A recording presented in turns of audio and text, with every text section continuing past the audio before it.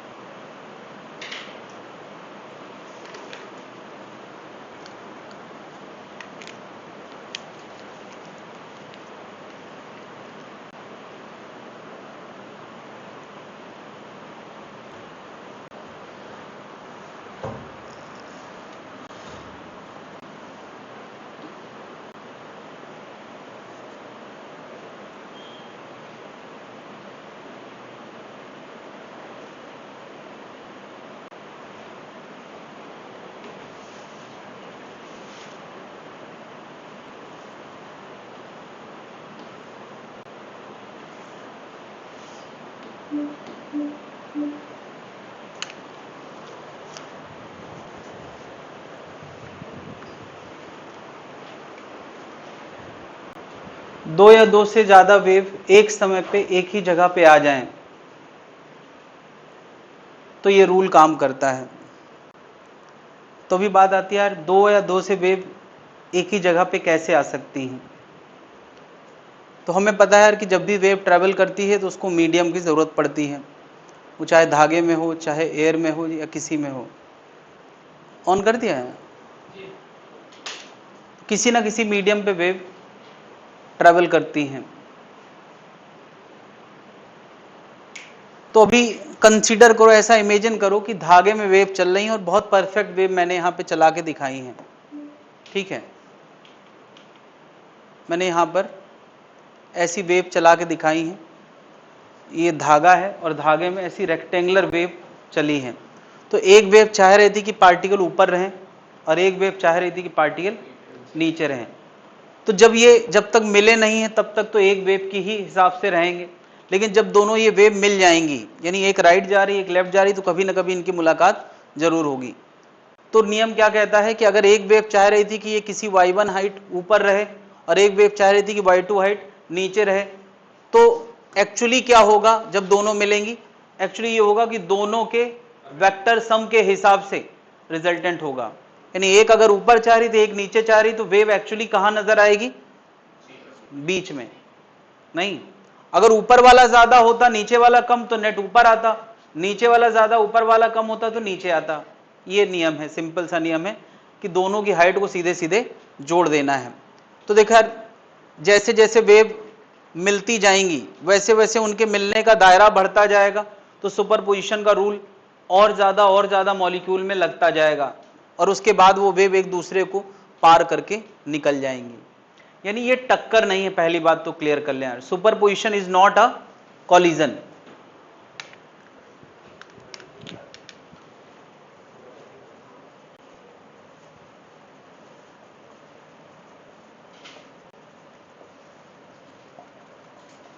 क्योंकि कॉलिजन जब होता था, तुम्हें याद है, दो पार्टिकल टक्कर करते हैं तो टक्कर के बाद दोनों के मोशन मॉडिफाई हो जाते थे। क्या यहां टक्कर के बाद चीजें मॉडिफाई हुई हैं? जैसी थी है ना यार। यानी आफ्टर सुपरपोजिशन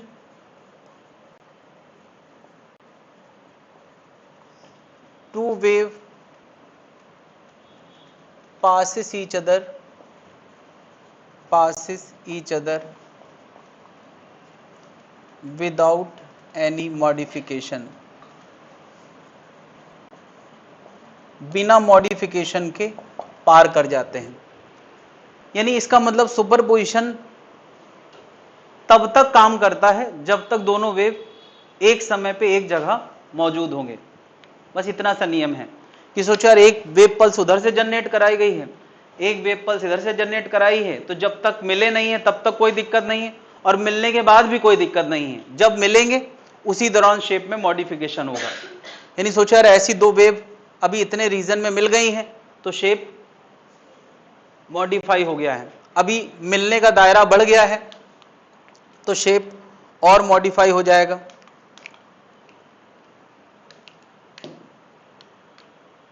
और बड़ा दायरा होगा, और बड़ा दायरा। एक समय ऐसा भी आएगा जब दोनों वेव पूरी तरह से मिल जाएंगी, तो दोनों की हाइट के सम के हिसाब से वेव होगी, और थोड़ी देर बाद दोनों वेव एक दूसरे को पार करके निकल जाएंगी। यानी जो इधर से आ रही थी वो उस तरफ चली गई, जो उधर से आ रही थी वो इस तरफ चली गई। क्या इतनी बात समझ में आ रही है? तो सुपरपोजिशन यही है यार। सुपरपोजिशन का मतलब एक समय पे एक से ज्यादा वेव का होना। और सुपरपोजिशन प्रिंसिपल क्या है? प्रिंसिपल कहता है कि दोनों वेव एक दूसरे के सम के हिसाब से जितनी देर तक दोनों एक दूसरे को के इन्फ्लुएंस में रहेंगी तो सम के हिसाब से रहेंगी। ठीक है, यानी यार y बराबर y1 प्लस y2, इसको मैथमेटिकली लिखा जा सकता है कि अगर y1 एक वेव की वजह से हाइट है, y2 दूसरी वेव की वजह से हाइट है, तो सुपरपोजिशन प्रिंसिपल क्या हो गया? y1 प्लस y2, जहां पे y1 displacement of one wave है और y2 displacement of second wave है। ये सिंपल सा प्रिंसिपल है, इसी को हम लोगों ने नाम दिया है सुपरपोजिशन प्रिंसिपल।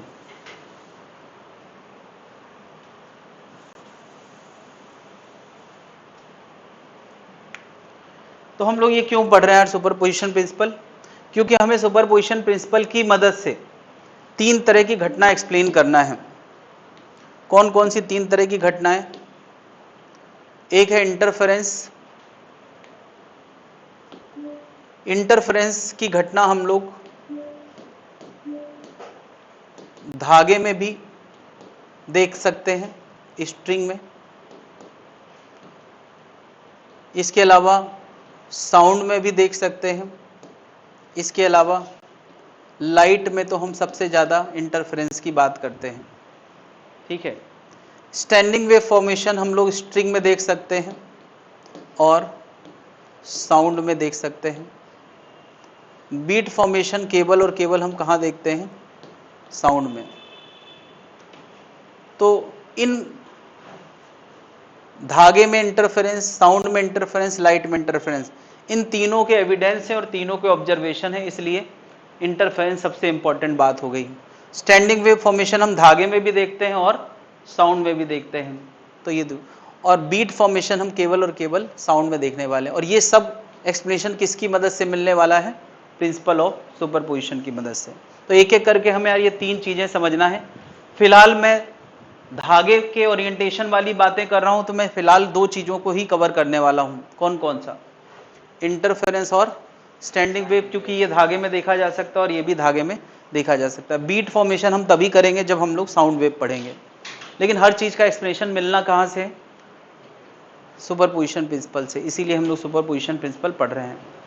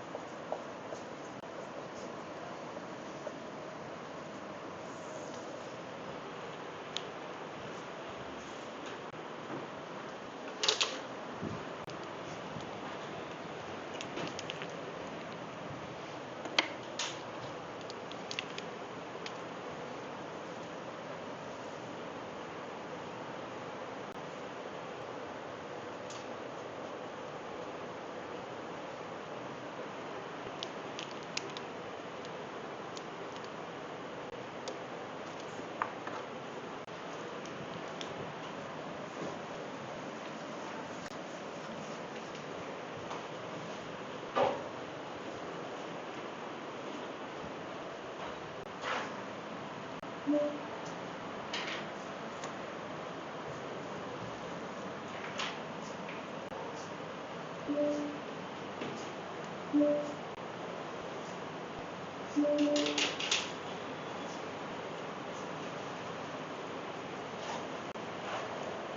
हम लोग यार इंटरफेरेंस को धागे में अभी विजुलाइज करने की कोशिश करेंगे और फिर यही बातें लाइट में और साउंड में सीधे सीधे अप्लाई की जाएंगी।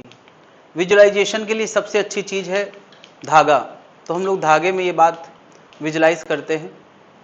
सोचिए यार, दो तरह की एनर्जी एक ही मीडियम को दी जा रही है।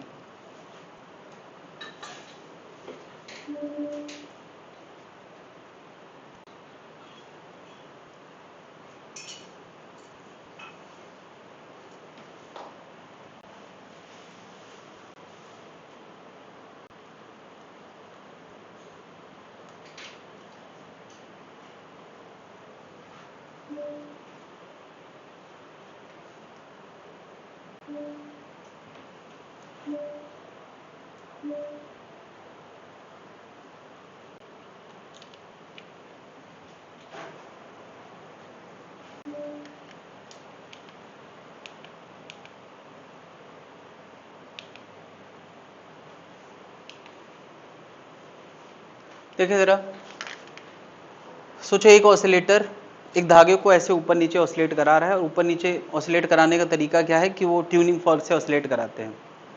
ये थोड़ा सा थ्योरेटिकल बात होगी कि हम एक ही धागे में दो ट्यूनिंग फॉर्क लगा दें। एक ट्यूनिंग फॉर्क ऑसिलेट करा रहा है और बगल में, उसी के बगल में एक धागे से हमने लेटरली दो ट्यूनिंग फॉर्क कनेक्ट कर लिए हैं, तो एक दूसरा और दोनों ही ट्यूनिंग फॉर्क एक ही धागे को एनर्जी दे रहे हैं। तो एनर्जी देने का तरीका क्या हो सकता है कि दोनों ट्यूनिंग फॉर्क एक साथ एक ही समय पे स्टार्ट करें, यानी दोनों के अलग अलग इफेक्ट एक साथ में हमें क्या नजर आएगा, वो बात की बात है। अगर एक अकेला ट्यूनिंग फॉर्क लगाया जाता तो ऐसी वेव देता, दूसरा लगाया जाता ऐसी वेव देता। अभी दोनों लगाए गए हैं एक ही सोर्स को, तो ऐसी वेव देंगे ऐड करके। बिल्कुल सीधी सीधी बात है। इन दोनों का y1 y2 ऐड करो हर जगह, हर पार्टिकल के लिए y1 y2 ऐड करोगे तो ऐसा शेप आएगा कि नहीं, है ना। तो हम देख रहे हैं कि कहीं कहीं एनर्जी बहुत ज्यादा हो गई है और जहां कहीं कहीं बहुत एनर्जी कम है ना। तो भी यार, जहां जहां एम्पलीट्यूड बहुत ज्यादा हो गया है उस रीजन को हम बोलते हैं कंस्ट्रक्टिव इंटरफेरेंस वाला लोकेशन, और जहां जहां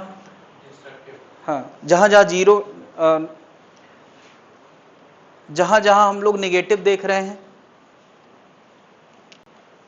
बल्कि जहां जहां हम अभी नहीं, फिलहाल ये पूरा ही कंस्ट्रक्टिव है, ये पूरा ही कंस्ट्रक्टिव है, क्योंकि हर पार्टिकल अपना डिस्प्लेसमेंट डबल कर चुका है, जिसका जितना हुआ करता था डबल। तो ये पूरा पैटर्न क्या कहलाएगा, constructive.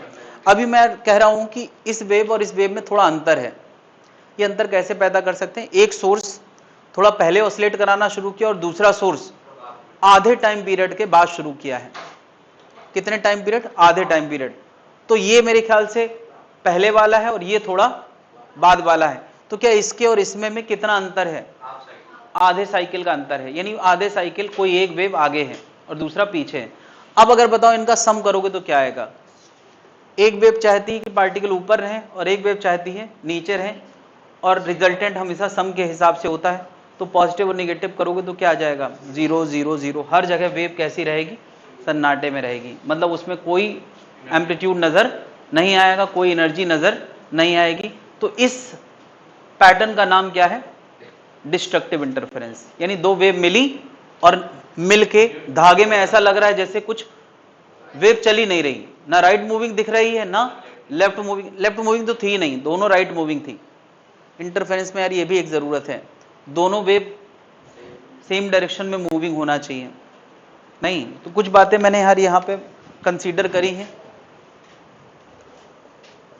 Two waves moving in same direction, पहली चीज डायरेक्शन सेम होना चाहिए। दूसरी बात, और क्या क्या सेम होना चाहिए, जरा मैंने दोनों वेव यहाँ पे जो ली हैं मैंने उनका एम्पलीट्यूड सेम लिया है, बट ये जरूरी नहीं है, एम्पलीट्यूड सेम लेना जरूरी नहीं है। बट उसके अलावा क्या सेम होना चाहिए, ओमेगा वी लैम्डा के, ये सब सेम होना चाहिए। यानी दोनों ही source same frequency, same wavelength, same wave number, same omega. मुझे वैसे दो ही चीजें कहना है, पता अच्छा लैम्डा सेम है तो के सेम हो ही गया, है ना, और के सेम है और स्पीड सेम है तो फ्रीक्वेंसी भी सेम होगा। तो यार सेम स्पीड सेम वेवलेंथ, दो चीजें भी बोल दो तो बाकी चीजें सेम हो ही जाएंगी कि नहीं।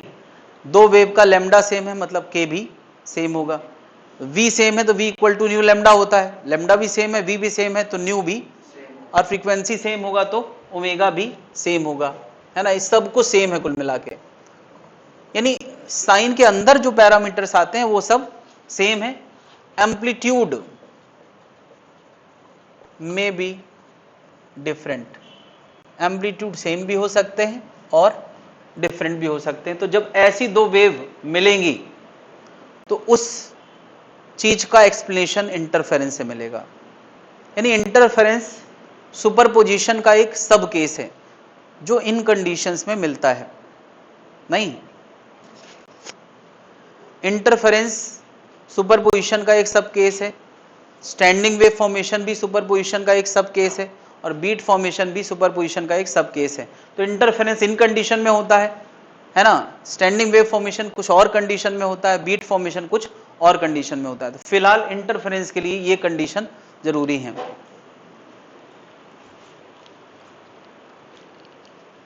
तो हम दो वेव जो कि सेम डायरेक्शन में मूविंग है उनके लिए ये सारी बातें करने वाले हैं।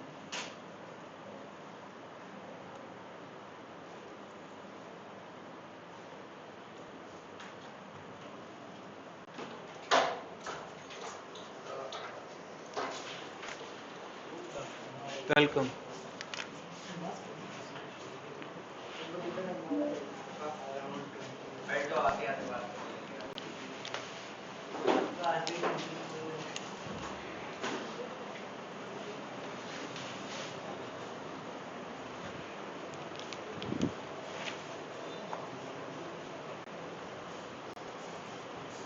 तो दो वेव इन हालातों में अगर मिलती हैं तो इंटरफेरेंस होता है। नहीं, इंटरफेरेंस दो तरह के हो सकते हैं, मैंने दिखाया कंस्ट्रक्टिव और डिस्ट्रक्टिव। इंटरफेरेंस का प्रिंसिपल क्या है, बल्कि सुपरपोजिशन का प्रिंसिपल क्या है। इंटरफेरेंस या सुपरपोजिशन सब में एक ही नियम है। क्या नियम है? दो वेव का रिजल्टेंट क्या आएगा, y1 प्लस y2। दो वेव का रिजल्टेंट क्या आता है, y1 प्लस y2। खैर ये नोट कर लिया तो मैं हटा दूं। तो मैं यार दो मैथमेटिकल वेव ले रहा हूं, एक ले रहा हूं a1 sign omega t minus k x, और दूसरा ले रहा हूं a2 sign omega t minus k x plus delta.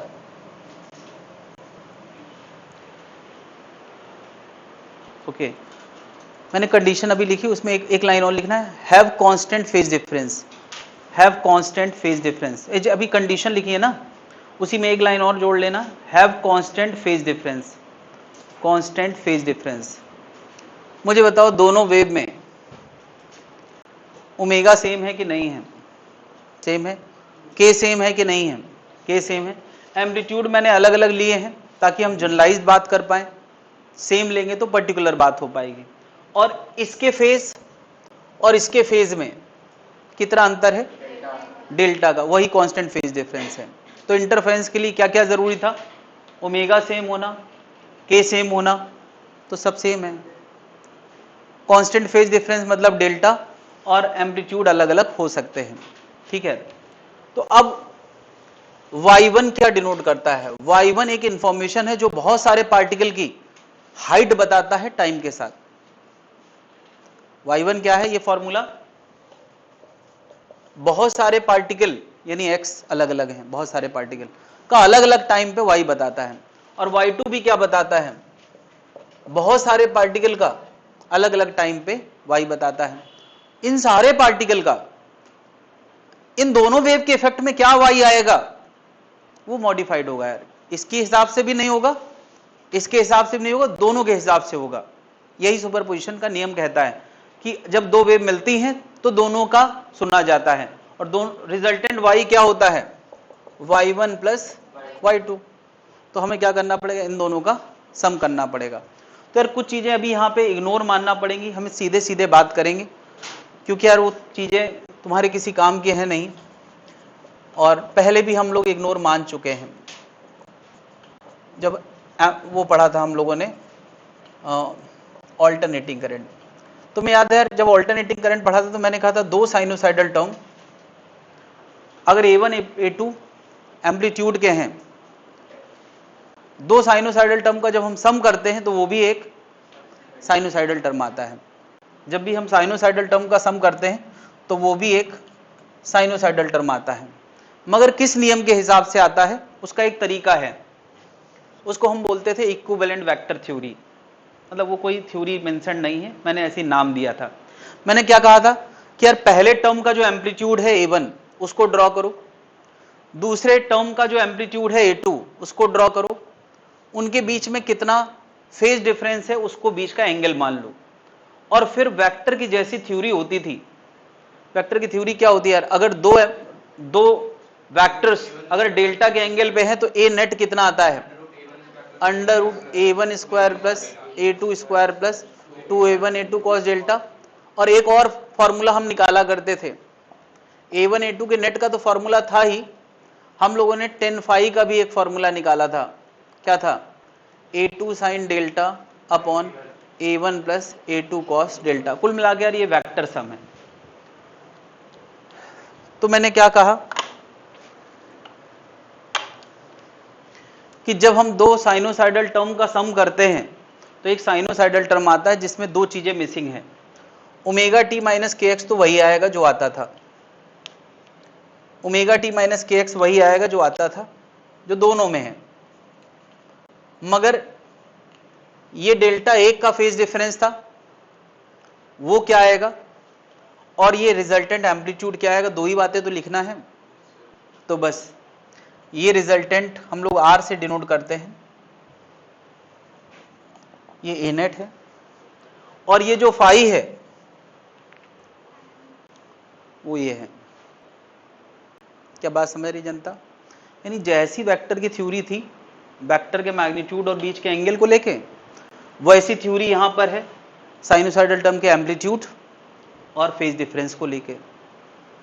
यानी दो साइनोसाइडल टर्म का सम भी एक साइनोसाइडल टर्म आता है, उसका आर क्या होगा, वेक्टर सम जैसा, उसका फाई क्या होगा, वेक्टर सम के एंगल जैसा। बस इतनी सिंपल सी बात है, ये वाई का रिजल्टेंट है। हजम करना मुश्किल काम है बट ये है, ऐसी मानना है।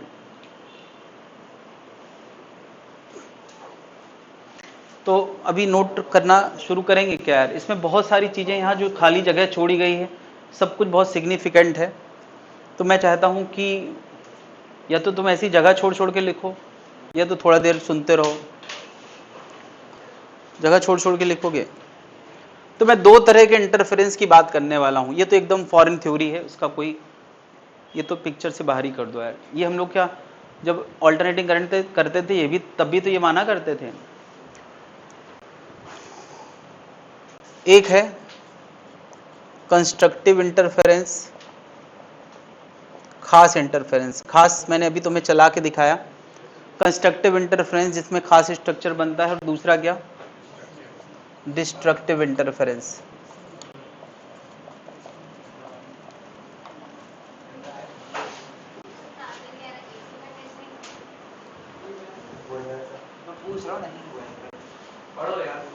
अभी रोटेशन का है थर्सडे को, ठीक है, फिर देखा जाएगा। जिसका कहोगे सबका टेस्ट होगा। उसी दिन तो नहीं देना है, परसों ही सब कुछ देना है क्या, नहीं, ठीक, इस पे ध्यान लगाएं। कंस्ट्रक्टिव इंटरफेरेंस कब होगा, मैंने यार अभी अभी आर का फॉर्मूला तुम्हें बताया है। आर का फॉर्मूला क्या बताया है, under root A1 square plus A2 square plus 2A1 A2 cos delta. इनमें से A1 A2 जो है सो है, कॉस डेल्टा से आर की वैल्यू पे बहुत बड़े बड़े फर्क पड़ने वाले हैं। अगर कॉस डेल्टा सबसे बड़ा होगा तो आर भी सबसे बड़ा आएगा, कॉस डेल्टा सबसे छोटा होगा तो आर भी सबसे, तो कॉस डेल्टा सबसे बड़ा कितना हो सकता है?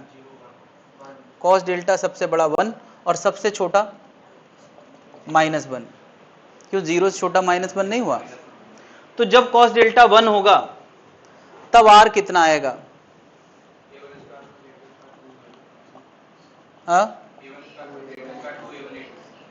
इंटू 1, तो ये कितना हो गया यार?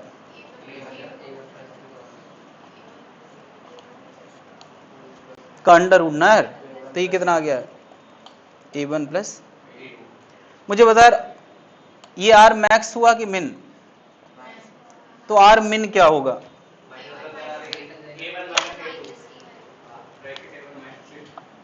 कितना आएगा? A2 square minus 2A1 A2, तो कितना आएगा? A1 minus A2। तो यार सबसे बड़ा एम्पलीट्यूड किस में आ रहा है? कंस्ट्रक्टिव में, और सबसे छोटा एम्पलीट्यूड किस में आ रहा है? डिस्ट्रक्टिव इंटरफेरेंस में। ये कब होगा? जब कॉस डेल्टा, अच्छा कॉस डेल्टा 1 कब होता है? जब डेल्टा 0 हो, 2 पाई हो, 4 पाई हो। नहीं यार, यार 0 2 पाई के बाद चीजें रिपीट होने लगती हैं, तो एक वेव का अंतर हो, 2 वेव का अंतर हो, 3 वेव का, तो भी तो होगा नहीं? अच्छा बता, कॉस डेल्टा -1 कब होता है?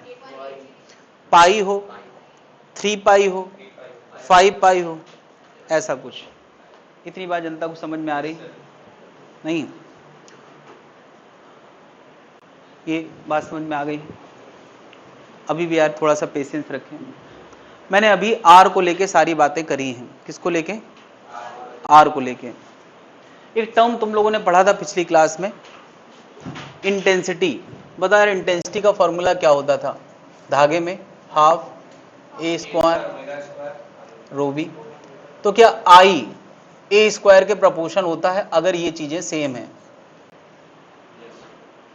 तो अगर क्या मैंने बोला ही इंटरफेरेंस में ये सब चीजें क्या हैं? तो इंटेंसिटी आई स्क्वायर के, क्या अगर मीडियम सेम है तो रो नहीं बदल सकता, वी नहीं बदल सकता? तो मीडियम तो सेम ही, एक ही मीडियम में तो दोनों वेव सवार होती हैं, यानी रो सेम है, वी सेम है, और एक ही सोर्स है, एक ही जैसा ओमेगा है, तो बस ए ही तो अलग अलग है। तो इंटेंसिटी ए स्क्वायर के प्रोपोर्शनल, यानी आई बराबर कुछ के ए स्क्वायर लिख देते हैं। तो बता इस वेव का I1 के A1 स्क्वायर होगा, इस वेव का I2 के A2 स्क्वायर होगा, के तो दोनों के लिए सेम ही है। तो इस वेव का रिजल्टेंट वेव का I वो किसके प्रोपोर्शनल होगा? यार I रिजल्टेंट के आर स्क्वायर के प्रोपोर्शनल होगा। जनता देखती जाना यार, देखते जाना भाई। पता है के इंटू आर स्क्वायर, मैं के इंटू आर स्क्वायर कर रहा हूं, यानी के इंटू ये पूरे का स्क्वायर क्या आएगा? नहीं, मैं आई रिजल्टेंट का फॉर्मूला बनाना चाह रहा हूं, आई रिजल्टेंट। तो ये आया है के A1 स्क्वायर, इसको मैं क्या लिख दूं? I1, फिर आएगा के A2 स्क्वायर, फिर आएगा 2 के A1, इसको मैं रूट के A1 इंटू रूट के A2 स्क्वायर लिख दूं, तो कोई किसी को आपत्ति है यार? मुझे बताओ, के 1 था, 2 बनाने के लिए मैंने रूट के इंटू रूट के कर दिया है। अच्छा चलो एक बार में अगली बार कर लेते हैं। A1 A2 के कॉस डेल्टा है, तो इस के को मैं क्या कर सकता हूं? रूट के इंटू, और a को अंडर रूट A1 स्क्वायर में लिखने में कोई आपत्ति नहीं होना चाहिए, और A2 को, तो देखो यार रूट के इंटू A1 स्क्वायर, ये पता है क्या बन गया? क्या बन गया? रूट I1, और रूट के into A2 square cos delta. यार फॉर्मूला तो हमारे पास एक ही था, मगर उसी से प्रोपोर्शनलिटी के चलते बिल्कुल सेम लुक का फॉर्मूला आ गया है। देखो यार जिस लुक का ये फॉर्मूला है उसी में हर टर्म में बस थोड़ा सा फर्क है यार। A1 यार इसी का अगर स्क्वायर कर दो तो क्या बनेगा, आर स्क्वायर बराबर क्या बनेगा, a1 स्क्वायर प्लस 8, और फिर हर टर्म में अंडर रूट लगा दो, है ना। अरे a1 स्क्वायर की जगह i1 आया है, a2 स्क्वायर की जगह i2 आया है, a1 की जगह रूट i1 आया है, a2 की जगह। तो मैं क्या कह रहा हूं, एक फॉर्मूले के लुक से दूसरा फॉर्मूला हम रिकवर कर सकते हैं। मैं इसको मिलता जुलता है तो मिलते जुलते ही लुक में तुम्हें याद कराना चाहता हूं। क्या आर का फॉर्मूला तुम्हें तब से याद है जब से वेक्टर पढ़ा है, नहीं याद है? तो आर स्क्वायर का फॉर्मूला क्या बन जाएगा, a1 square a2 square 2a1 a2 cos delta. R square का तो याद हो ही गया ना यार। अब जहां आर स्क्वायर है वहां आई रिजल्टेंट आया है, जहां a1 स्क्वायर है वहां i1 आया है, यहां स्क्वायर है, यहां पर पावर नहीं है। जहां a1 था 1 पावर थी वहां रूट i1, जहां a2 था वहां रूट i2। बाकी फॉर्मूला एक ही जैसा है कि नहीं? यानी यार जैसी बातें हम एम्पलीट्यूड को लेके कर रहे थे वैसी बातें इंटेंसिटी को लेके भी करी जा सकती हैं। तो फिर एक बार बताओ, जहां जहां एम्पलीट्यूड सबसे ज्यादा था, क्या एम्पलीट्यूड सबसे ज्यादा कहां था, जहां कॉस डेल्टा 1 था, तो कॉस डेल्टा 1 होगा तो वहां की इंटेंसिटी भी सबसे ज्यादा होगी कि नहीं? तो जैसे हम एम्पलीट्यूड रिजल्टेंट एम्पलीट्यूड की बात कर पा रहे हैं मैक्सिमम या मिनिमम, उसी तरह से इंटेंसिटी मैक्सिमम और इंटेंसिटी मिनिमम की भी बात, जहां कंस्ट्रक्टिव इंटरफेरेंस होगा वहां इंटेंसिटी भी मैक्सिमम होगी, जहां डिस्ट्रक्टिव इंटरफेरेंस होगा वहां इंटेंसिटी भी। तो हम क्या बात करने वाले हैं, आई मैक्स और दूसरा क्या, आई मिन। यार ये समझने के लिए इस फॉर्मूले को मैं एक और लुक में लिख रहा हूं, जरा हजम करें।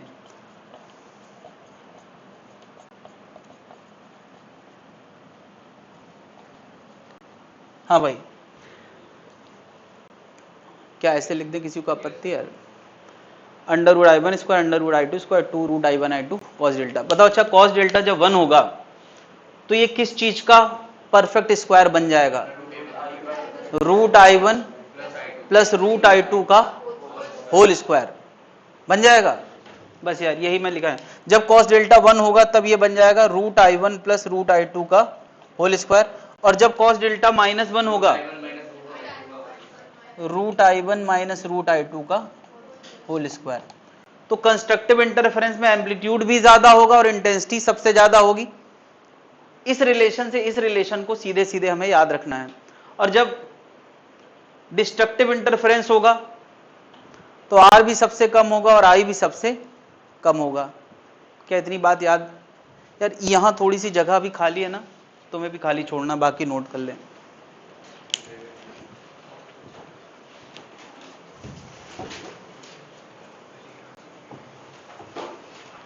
काफी सारा है ना, है तो है यार, एक साथ देखोगे तभी याद भी रहेगा। इसको अलग अलग पे कितने बोर्ड में पढ़ाता।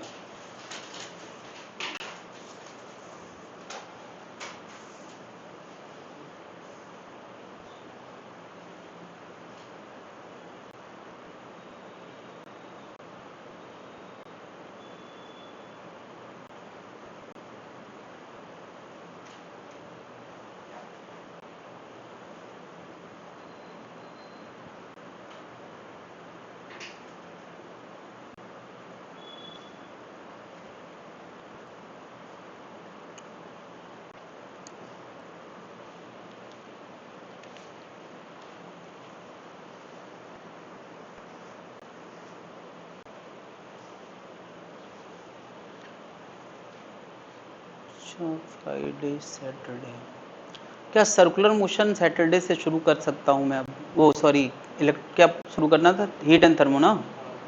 हाँ, कल मैं मैसेज करता हूँ क्लास के बाद। सैटरडे से होपफुली हीट एंड थर्मो शुरू होगा और डेली आना होगा।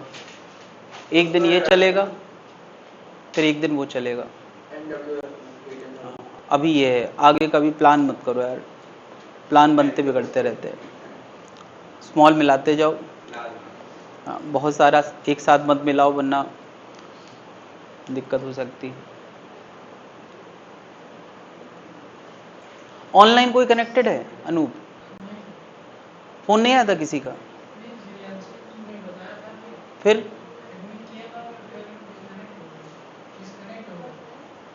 उससे बात कर लो, क्या दिक्कत है, कनेक्ट कर लो उसको।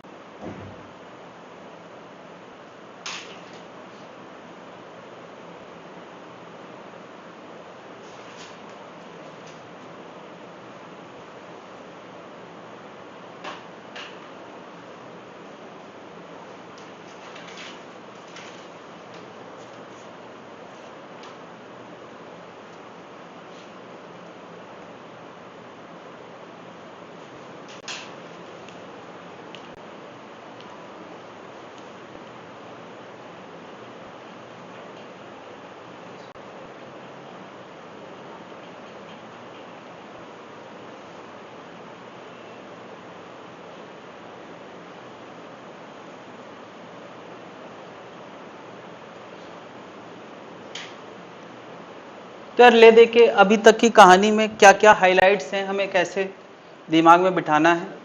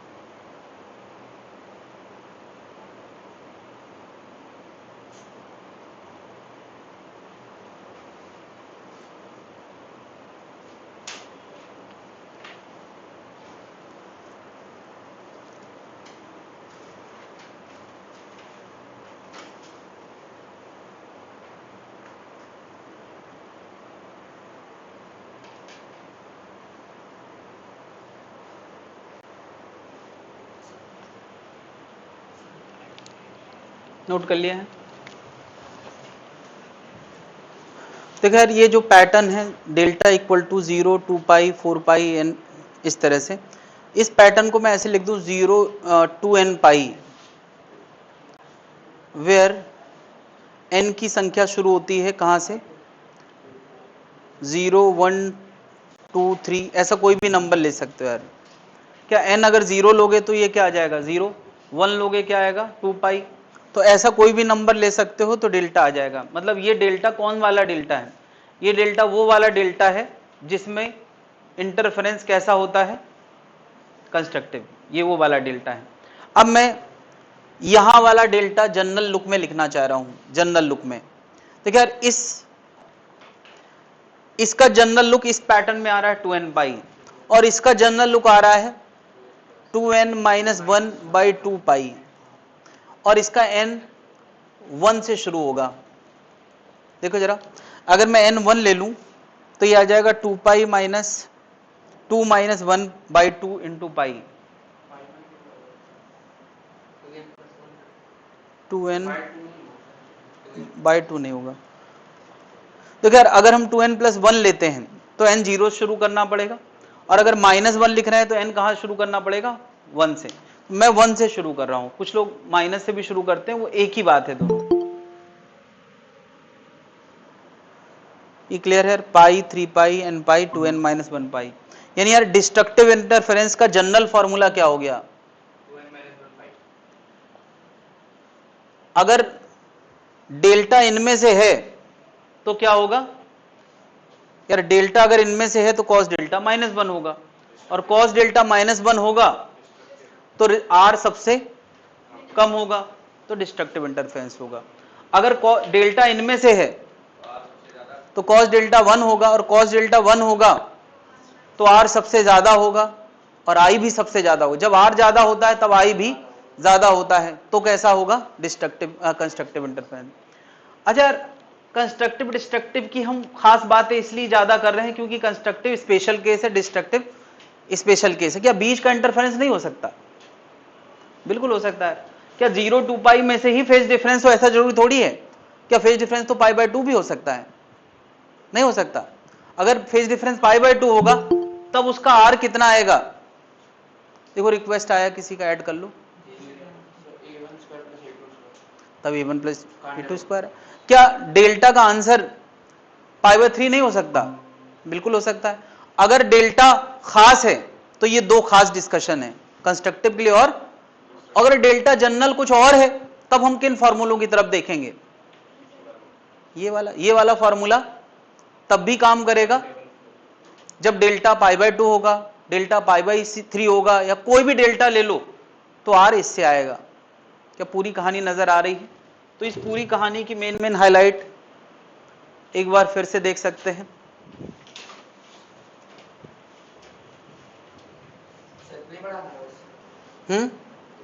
कि दो साइनोसाइडल टर्म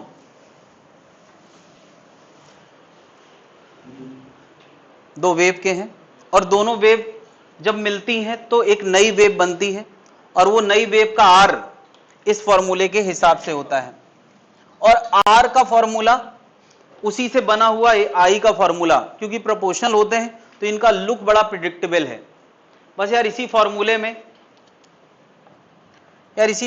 से हम ये वाला फॉर्मूला आराम से बना सकते हैं।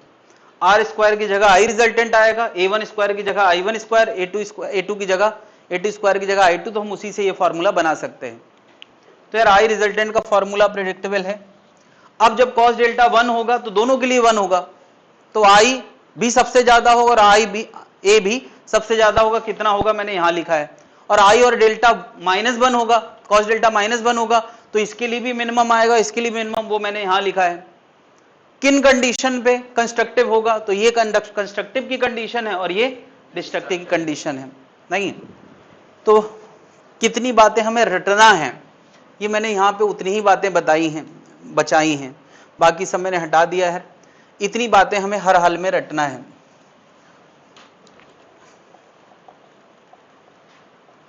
ठीक है यार, अभी कैसे आया कहानी में तो भी नहीं पता है तो चलेगा। क्या इतनी बातें जो नजर आ रही हैं वो रट सकते हैं कि दो वेव के सुपरपोजिशन से एक नई वेव आती है जिसका आर ये होता है, जिसका आई ये होता है। कंस्ट्रक्टिव के लिए cos डेल्टा 1 होना चाहिए, डिस्ट्रक्टिव के लिए cos डेल्टा -1 होना चाहिए। कंस्ट्रक्टिव में cos डेल्टा 1 रखने के बाद आर क्या आएगा, आई क्या आएगा, और -1 रखने के बाद आई क्या आएगा, आर क्या आएगा। पूरी कहानी ऐसे छोटा सा दिखना चाहिए। दिख रहा है? इतना छोटा दिख रहा है।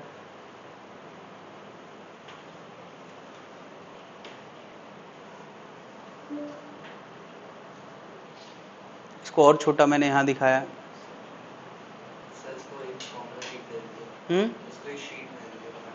हाँ शीट में बना होगा, देखो जब भी मैं शीट देता हूं तो ये तो बना ही रहता है। यही तो यार स्पेशलिटी है मेरी शीट की। नहीं बना है? और आगे देखो, बना है ना? कहने की जरूरत ही नहीं यार। यहां भी एक चीज रह गई यार, मुझे बताओ। हाँ मैंने यहाँ पे डेल्टा पे कंडीशन लिखी थी 0, 2 pi, 4 pi, in general 2n पाई, और ये लिखा है। मुझे बताओ, जब दो वेव के बीच में फेज डिफरेंस 0 होता है तो पाथ डिफरेंस भी क्या होना चाहिए, 0 होना चाहिए। जब दो वेव के बीच में 2 पाई का फेज डिफरेंस होता है तो पाथ वाइज उसमें कितना अंतर होता है? यार एक वेव और दूसरी वेव मैंने अभी यहां पे चला के दिखाई थी, फिर से मैं दिखाना चाह रहा हूं। ये यार ये बताओ, ये वेव और ये वेव में अभी फिलहाल पाथ डिफरेंस 0 है, जितना ये चली उतना ये चली, तो फेज डिफरेंस भी क्या है, 0 है। अभी मुझे बताओ, जब मैं इस वेव को थोड़ा आगे बढ़ा देता हूं, कितना आगे बढ़ा दिया मैंने इस वेव को, कितना आगे बढ़ा दिया? फेज वाइज और पाथ वाइज दोनों तरीके से बोल सकते हैं यार। मैंने यार पाथ वाइज इसको λ/2 आगे बढ़ा दिया है, नहीं दिख रहा है? पाथ वाइज λ/, फेज वाइज कितना आगे बढ़ा दिया है? पाई। λ/2 मतलब पाई। तो बता यार, इन दोनों वेव के मिलने से ऊपर नीचे कैंसिल हो जाएगा, ऊपर नीचे कैंसिल, तो ये कौन सा इंटरफेरेंस होता है? डिस्ट्रक्टिव। तो इससे पहले जब 0 का फेज डिफरेंस था तब क्या था? कंस्ट्रक्टिव। फिर पाई का आया तब डिस्ट्रक्टिव, फिर 2 पाई का आया तो कंस्ट्रक्टिव, 3 पाई/2 का आया तो 3 पाई का आया तो 3 पाई का आया तो डिस्ट्रक्टिव। क्या ये बातें मैं जो समझा रहा हूं ये समझ में आना चाहिए कि यार 0 एक वेव का अंतर है, कंस्ट्रक्टिव 2 वेव का अंतर है तो भी नहीं है। देखो अभी ये अंतर आते आते ये अंतर पता है पूरी एक वेव का आ गया, 2 वेव का आ गया, तो ये कैसा होगा? कंस्ट्रक्टिव। देखो ये पूरा वेव कितना लेंथ निकल गया आगे? 2 पाई, यानी एक पूरी वेव का अंतर आ गया। तो पाथ वाइज कितना अंतर आ गया? लैम्डा, फिर 2 लैम्डा। तो इन जनरल 2n पाई मतलब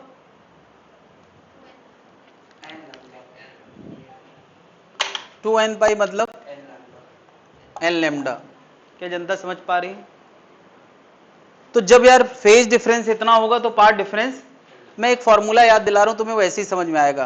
क्या बता यार फेज डिफरेंस और पार्ट डिफरेंस का फॉर्मूला तुमने पढ़ा था, ये पढ़ा है कि नहीं? डेल्टा फाई बराबर 2 पाई बाय लैम्डा इंटू, तो डेल्टा एक्स बराबर क्या होगा? Lambda upon 2 pi into delta phi, नहीं होगा? और डेल्टा फाई कितना है? 2n पाई, तो 2 पाई क्या आ गया? n लैम्डा आ गया कि नहीं? तो यार डेल्टा जब 2n पाई होता है तो डेल्टा एक्स क्या होता है? n lambda. तो बता यार यहां डेल्टा एक्स क्या होगा, यहां डेल्टा एक्स क्या होगा? यार अब फेज डिफरेंस हमारा कितना है? वो है 2n माइनस 1 पाई, तो पाई पाई कैंसिल हो जाएगा, ये कितना आएगा? 2n minus 1 lambda by 2। तो फेज डिफरेंस में ये कंडीशन है, फेज डिफरेंस ये कंडीशन है, और पाथ डिफरेंस में ये कंडीशन है। फेज डिफरेंस में ये कंडीशन और पाथ डिफरेंस में ये कंडीशन है। किस बात के लिए? कंस्ट्रक्टिव और डिस्ट्रक्टिव होने के लिए। बात क्लियर है भाई?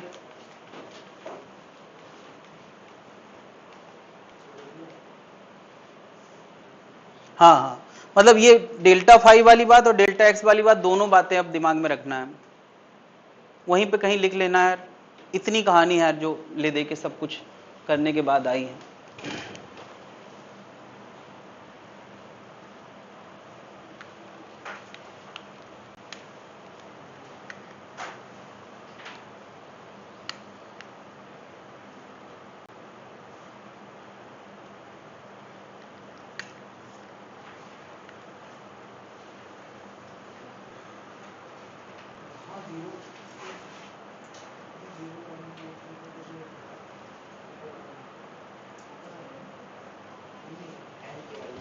ऊपर वाले में n की वैल्यू 0 से लेकर कुछ भी होती है और नीचे वाले में 1 से चालू होगी।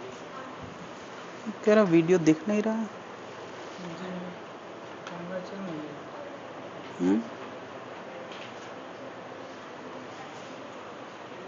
अभी दिख रहा है? श्यांसी दिख रहा है वीडियो? अरे यार ये वर्चुअल कैमरा तो बंद ही है, उसको उनको थोड़ी दिख रहा होगा। ये अभी खोला है? स्टार्ट किया है तो भी नहीं। हाँ यहाँ से तो नहीं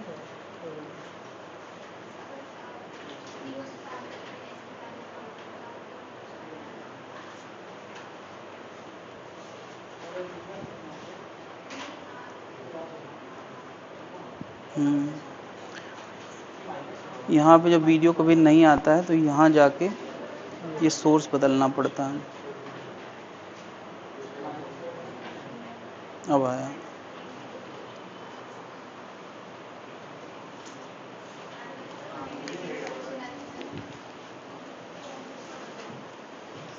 हाँ डिस्ट्रक्टिव इंटरफेरेंस में जब n की वैल्यू 0 से स्टार्ट करेंगे तो वो 2n प्लस 1 भी हो सकता है। हाँ, अगर n की वैल्यू 0 से यहाँ स्टार्ट करते तो 2n प्लस 1 बाई 2 भी लिख सकते हैं, बट कुछ कारणों से मैं यहाँ पे 2n माइनस 1 ही लिख रहा हूँ। 1 से स्टार्ट करेंगे n।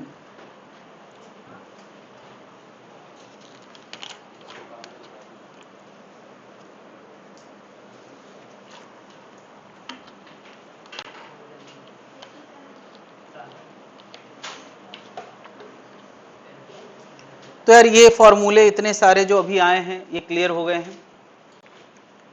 तो मैं एक एग्जांपल दे रहा हूँ, ये हैंड रिटन है, थोड़ा सा कम दिख रहा होगा, मैं क्लियर कर दूंगा।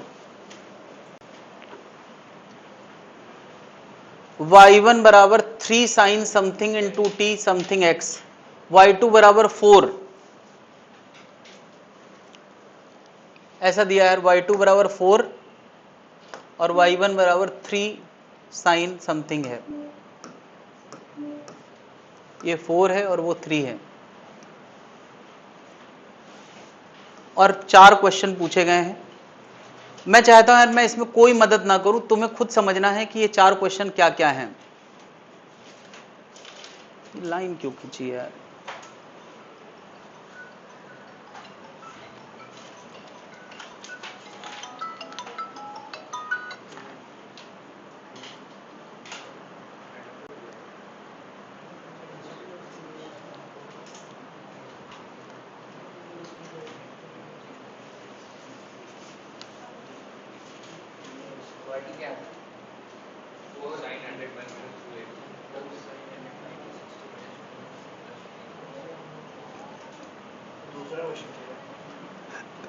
दूसरा क्वेश्चन है ratio of maximum to minimum amplitude possible while two waves superimpose।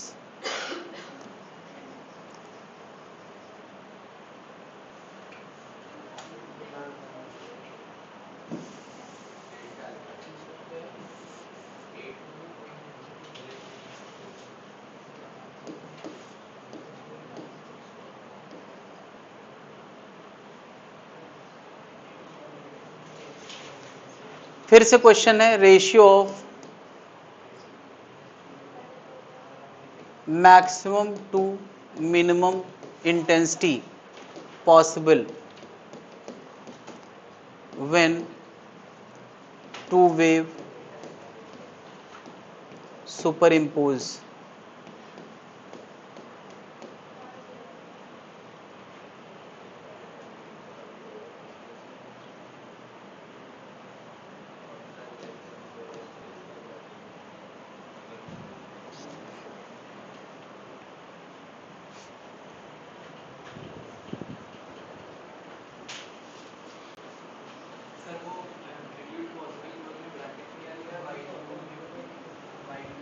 While two waves superimpose, while two waves superimpose।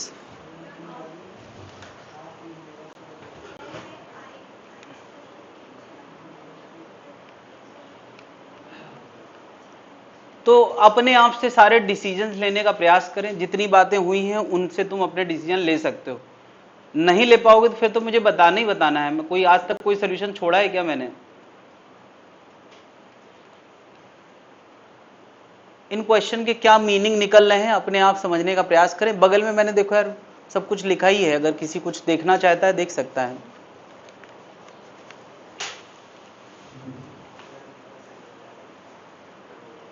पहला क्वेश्चन है ratio of intensities of two waves. तो बता यार किसी वेव की इंटेंसिटी का वेव के फॉर्मूले से क्या लेना देना है? किसी वेव की इंटेंसिटी का उसके फॉर्मूले से क्या लेना देना है? बिल्कुल, इंटेंसिटी एम्पलीट्यूड के स्क्वायर के प्रोपोर्शनल होती है। तो यार इस वेव की इंटेंसिटी और इस वेव की इंटेंसिटी का रेशियो पूछा है question number 1। I1 by I2 पूछा है, तो वो आएगा A1 बाई A2 का स्क्वायर। कितने लोगों ने लिख लिया है? ये फैसला लेना था और ये फैसला लेना ही चाहिए यार, इसमें कोई मदद की जरूरत नहीं। 3 बाई 4 का स्क्वायर यानी कितना? 9 बाई 16। पहला क्वेश्चन हो गया यार। दो वेव के इंटेंसिटी के रेशियो का formula. Question number 2 ratio of maximum to minimum amplitude possible. तो यार maximum to minimum amplitude possible जब वो मिलती हैं, सुपर इंपोज करती हैं, तो सुपर इंपोजिशन के बाद R maximum amplitude R max होता है, मिनिमम एम्पलीट्यूड आर मिन। कितने लोग आ गया यार?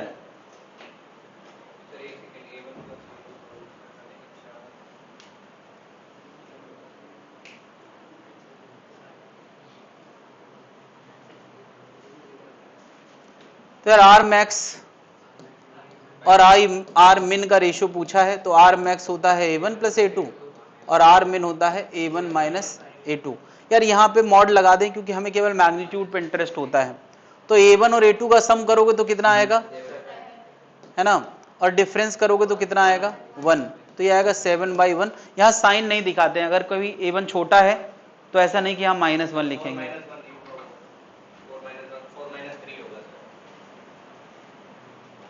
बात क्लियर है? Oh sorry. अगला question number 3, maximum to minimum intensity.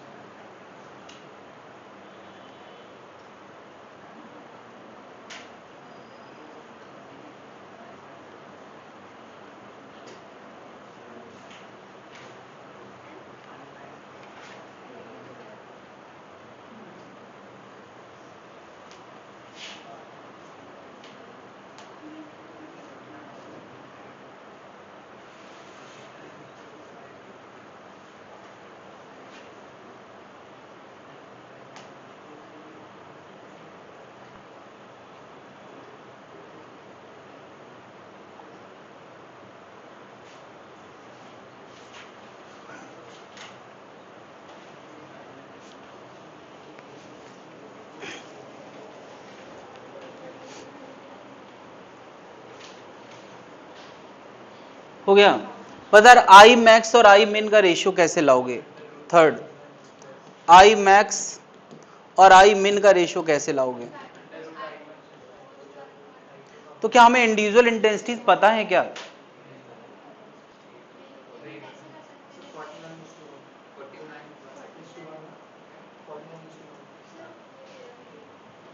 क्या किया फिर? सर रिजल्टेंट से मैंने मैक्सिमम निकाला है इस फॉर्मूले से, मैक्सिमम I2 की टर्म में निकाल लिया पूरे को, और फिर मिनिमम निकाल लिया, उसका रेशियो निकाल लिया। देखो यार एक चीज समझे जरा, मैंने जो फॉर्मूला बताया है आई मैक्स का ये बताया है, सॉरी ये मैक्स का है, ये मैक्स का बताया और ये मिन का बताया है, ठीक है। उससे भी बेसिक बात क्या, इंटेंसिटी एम्पलीट्यूड के स्क्वायर के प्रोपोर्शनल होती है। तो अगर आई रिजल्टेंट आर स्क्वायर के प्रोपोर्शनल, तभी तो ये फॉर्मूला बना था। तो क्या मैं ये नहीं कह सकता हूं आई मैक्स आर मैक्स के स्क्वायर के प्रोपोर्शनल होगा और आई मिन आर मिन के स्क्वायर के प्रोपोर्शनल होगा? नहीं, वैसे तो ज्यादा मेहनत करके भी लाया जा सकता है, बट कम मेहनत करना है तो आर मैक्स अपॉन आर मिन का स्क्वायर कर दो तो भी वही आएगा। नहीं, क्या आर मैक्स कितना है 7, इसका स्क्वायर करोगे तो क्या है 49/1। बाकी मेहनती लोग क्या कर सकते हैं, √I1 प्लस √I2 का whole square upon √I1 minus √I2 का होल स्क्वायर, फिर √I1 को KA1 स्क्वायर लिख सकते हैं, यही। नहीं सर, सीधे सीधे जैसे डायरेक्ट कर दे I1 का A स्क्वायर दिया था तो फिर A लेके √I1, हाँ A1 प्लस A2 का होल स्क्वायर।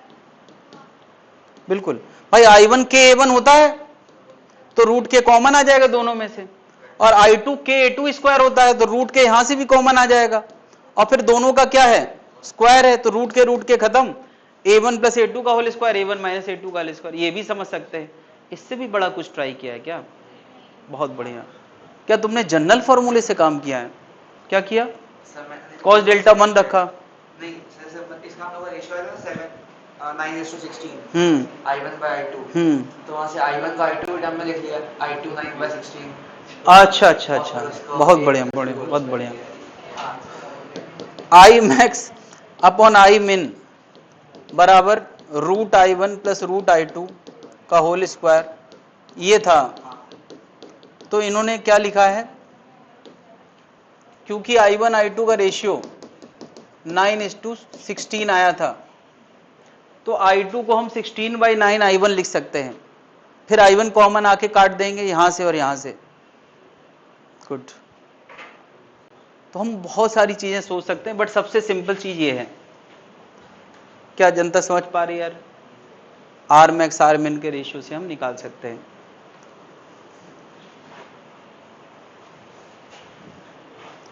अगला क्वेश्चन क्या है? अगला क्वेश्चन नंबर 4।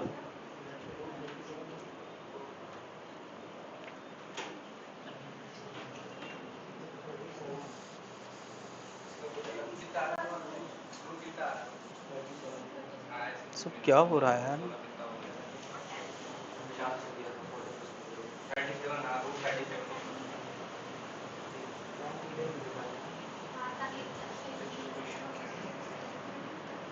काफी डरावनी डरावनी पिक्चर बन रहे हैं आज। अचानक से कुछ भी आ जाता है, कुछ भी चला जाता है। अगला क्वेश्चन है यार, रिजल्टेंट एम्पलीट्यूड क्या होगा इस डेल्टा के लिए? कितने लोग आ गया यार? Resultant amplitude, resultant amplitude. अब बता यार, ये डेल्टा कंस्ट्रक्टिव वाला है, डिस्ट्रक्टिव वाला है या जनरल है? तो जनरल फॉर्मूले की तरफ देखो, कहां है जनरल फॉर्मूला? ये है। तो आर बराबर होता है under root A1 square A2 square plus 2 A1 A2 cos delta. Delta कितना है? π/3। क्या हो गया? तो ये कितना आ गया भाई? Under root 37।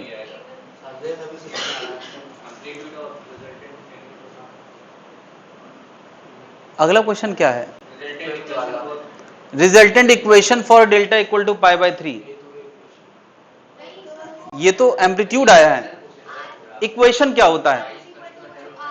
y equal to A sine omega t minus delta plus 5 होता है। तो इधर क्या आएगा? रूट 37। फिर ओमेगा टी, फिर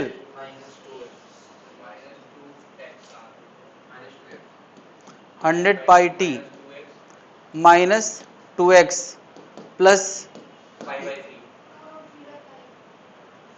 10φ क्या होता था यार? याद है 10φ क्या होता था?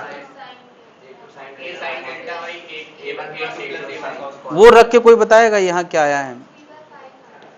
2√3/5। 2√3/5। तो हम लिखेंगे tan इनवर्स 2√3/5।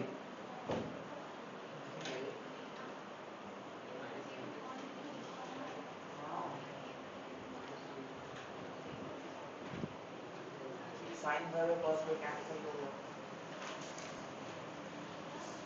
साइन फाइव और कॉस में कैंसिल हो गया। अच्छा वो कॉमन है क्या?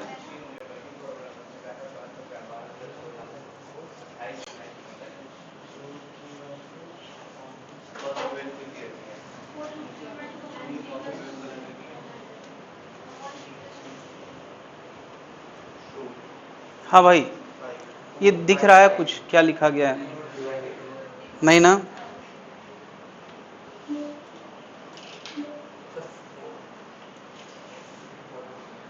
ये हैंग कर रहा है,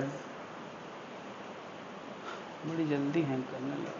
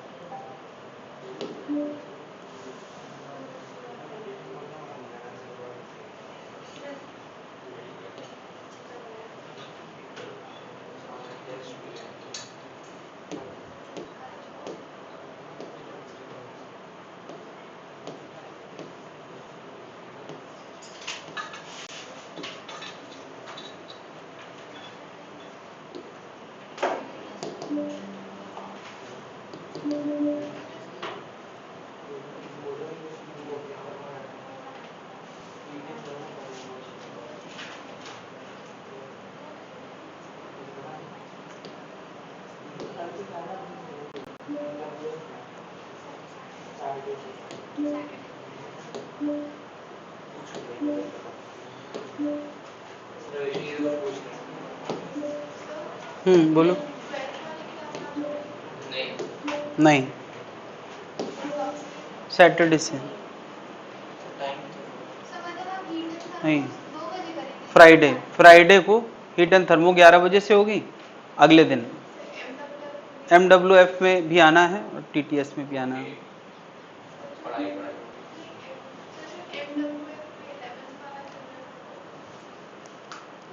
MWF में जो 11th वाला चल रहा था, हाँ 11th वाला ही चलेगा।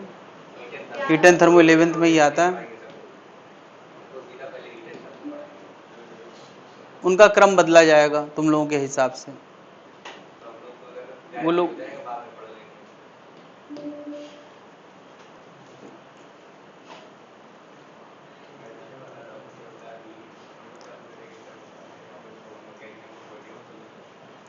उनको रोटेशन की डोज पहले नहीं दी जा रही है। रोटेशन की डोज मैंने महसूस किया कि थोड़ा हैवी हो रही है। तुम लोगों को लगा के ट्राई किया तो पता चला कि रिएक्शन कर रही। तो फिर मुझे लगा कि थोड़ा दिन और मजबूत हो जाने दो बच्चों। हाँ भाई, तो इतनी बात क्लियर हो गई है। फिर आप ऐसा कंटेंट बनाइए स्टार्टिंग में चैप्टर सिंपल रहे, आपकी पूरी फीस आ जाए, उसके बाद बच्चे भाग जाए, कोई मतलब ये बढ़िया रहेगा। Just learning. कि भी स्टार्टिंग में 2-3 महीने ऐसा पढ़ा दी थी, सिंपल रोटेशन है, उससे पहले ये लोग मैकेनिक्स पढ़ाते ही नहीं शुरू में। जैसे शुरू में मुझे लगा मैंने हर वो काम शुरू में किया है जिससे बच्चा भाग जाए। वेक्टर मैंने शुरू में पढ़ाया, मैंने वो फार्मूला और मूला बेस्ड पढ़ाया शुरू में। तो लोगों को एकदम से मैथमेटिक्स, जिसको फिजिक्स बचपन से इजी वाली मिली हो, थ्योरेटिकल फिजिक्स मिली हो, हमेशा पॉइंट्स रटने की आदत हो, उसको सीधे मैथमेटिकल फिजिक्स मतलब एकदम से उल्टी होने वाली सिचुएशन आ जाती। और मैंने वही किया। मैं देख रहा हूँ पिछले 2 सालों में आते ही सबसे पहले मैं मैथ्स मजबूत करने लग जाता हूँ। मैंने कहा कि मैं परसेंटेज सिखाऊंगा, फॉर्मूले बेस्ड में वो कंपैरिजन बेस्ड, रेशियो बेस्ड ये सिखाऊंगा। गलती है यार ये।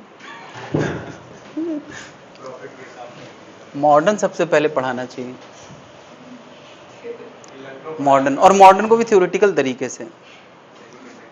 तरीके डेवलप हो रहे हैं धीरे धीरे। टीचर हर साल सीखता है यार, चाहे 20 साल क्यों ना हो गए हो।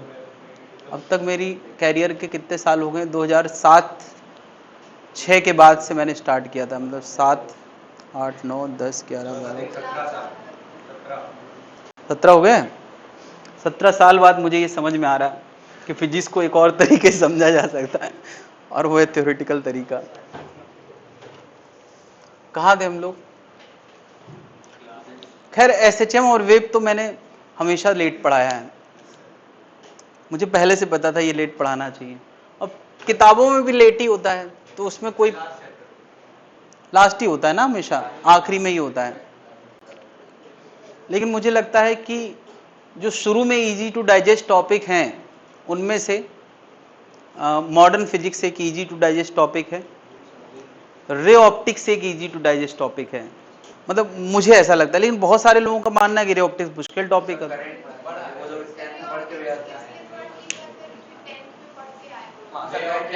रे ऑप्टिक्स इसलिए इजी लगता है। तो सबसे डाइजेस्टेबल टॉपिक फिजिक्स में क्या मानती है जनता? नंबर 1 पे करंट इलेक्ट्रिसिटी। इलेक्ट्रोस्टैटिक नहीं, हाँ इलेक्ट्रोस्टैटिक नहीं, करंट इलेक्ट्रिसिटी। मैग्नेटिज्म आसान है, मैग्नेटिज्म आसान नहीं है यार। Current electricity. और सबसे आसान में से जनता के हिसाब से क्या है? Straight line motion. Straight line motion तब आसान है जब पहले तुम बहुत एफर्ट कर रहे हो। स्ट्रेट लाइन मोशन बिल्कुल भी, ये सबका नजरिया है इस पे, मतलब सबकी अपनी अपनी स्किल के आधार पे ये है। मतलब स्ट्रेट लाइन मोशन पता है ना, बहुत सारे लोगों को नहीं डाइजेस्ट होता है, स्ट्रेट लाइन मोशन डाइजेस्ट नहीं होता है।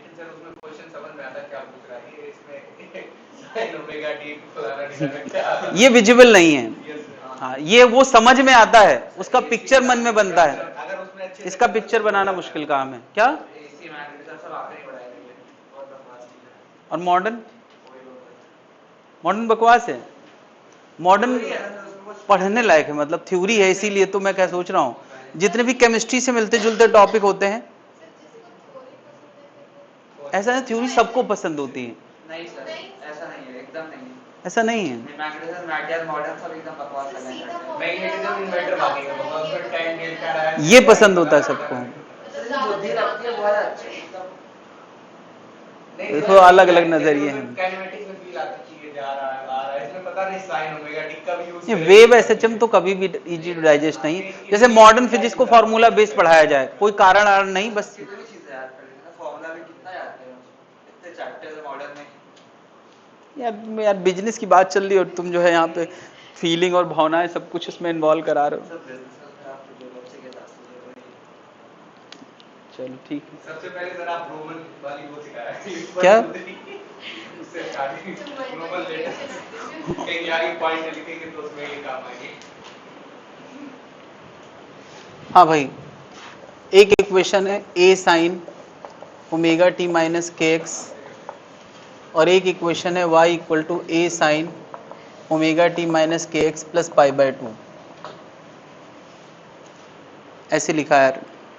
अच्छा बताओ, sine pi by 2 plus something, तुमने पढ़ा यार, sine pi by 2 plus theta क्या होता है? कॉस थीटा, नहीं होता?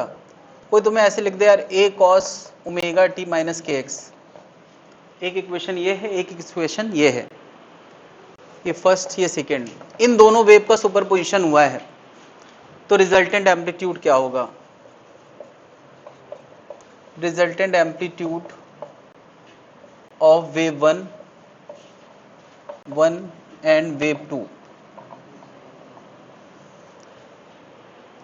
हिंट उसी में छुपा है यार। बता यार, इन दो वेव के रिजल्टेंट का एम्पलीट्यूड कौन सा फॉर्मूला लगाना चाहेंगे? बता यार, इस वेव और इस वेव में फेज डिफरेंस कितना है? कितना है? 0। यार तुरंत अगर अंदर अंदर देखोगे तो तुम्हें कोई फेज डिफरेंस नजर नहीं है, इसीलिए मैंने थोड़ा देर पहले बात करी थी, क्या इसको हम sign pi by 2 plus omega t minus k x लिख सकते हैं कि नहीं? जब तुम फेज मैच कराते हो तो ये भी तो मैच कराना पड़ेगा कि साइन साइन के अंदर का फेज मैच कराओगे।